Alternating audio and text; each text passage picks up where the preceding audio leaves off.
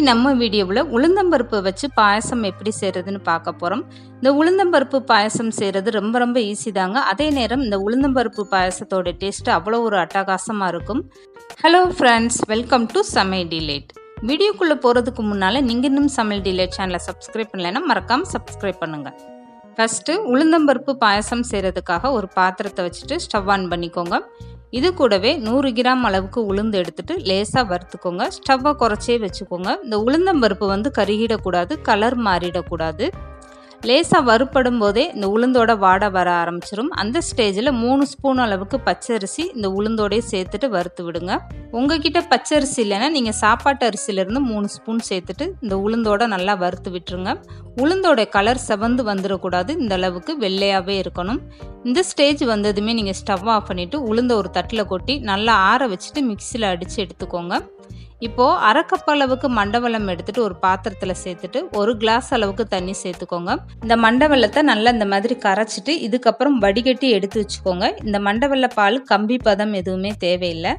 இந்த மண்டவெல்லத்தில் உள்ள கல் தூசு எல்லாம் நீக்கிறதுக்காக தான் இந்த மாதிரி நல்லா கொதிக்க வச்சுட்டு இதுக்கப்புறம் வடிகட்டி எடுத்து வச்சுக்கோங்க.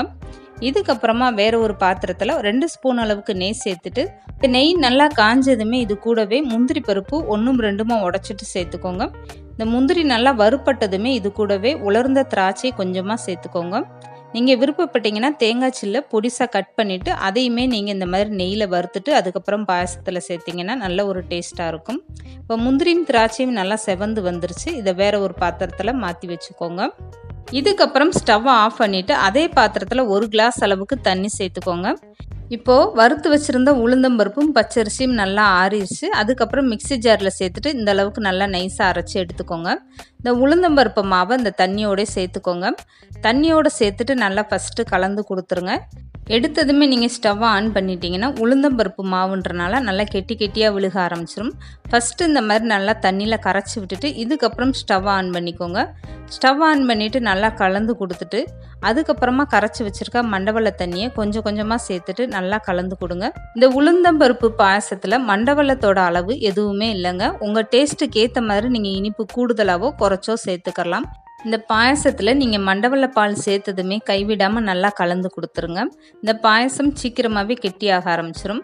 இப்போ இந்த பாயசம் நல்லா கொதி வந்ததுக்கப்புறம் வாசனைக்காக கொஞ்சமாக ஏலக்காய் தூள் சேர்த்துட்டு நல்லா கலந்து கொடுத்துருங்க.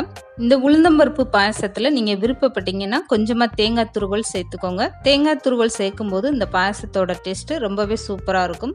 இப்போ தேங்காய் துருவல் சேர்த்ததுமே நல்லா கலந்து கொடுத்துட்டு இதுக்கப்புறம் ஸ்டவ் ஆஃப் பண்ணிடுங்க.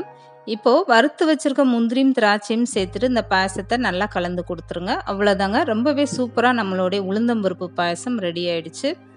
இந்த மாதிரி உளுந்தம்பருப்பு பாயசம் உங்கள் வீட்டில் உள்ள எல்லாருக்குமே வாரத்தில் 2 முறைனாலும் செஞ்சு கொடுங்க. முக்கியமாக வளர்கிற குழந்தைகளுக்கு இந்த மாதிரி பாயசம் செஞ்சு கொடுத்தீங்கன்னா ரொம்பவே ஆரோக்கியமாக இருப்பாங்க. அதே நேரம் நல்ல சுறுசுறுப்பாகவும் இருப்பாங்க. கண்டிப்பாக இந்த உளுந்தம்பருப்பு பாயசம் நீங்களும் உங்கள் வீட்டில் ட்ரை பண்ணி பாருங்கள். இந்த வீடியோ பிடிச்சிருந்தா லைக் பண்ணுங்கள், ஷேர் பண்ணுங்கள். மறக்காமல் சமையல் டிலேட் சேனலை சப்ஸ்கிரைப் பண்ணுங்கள்.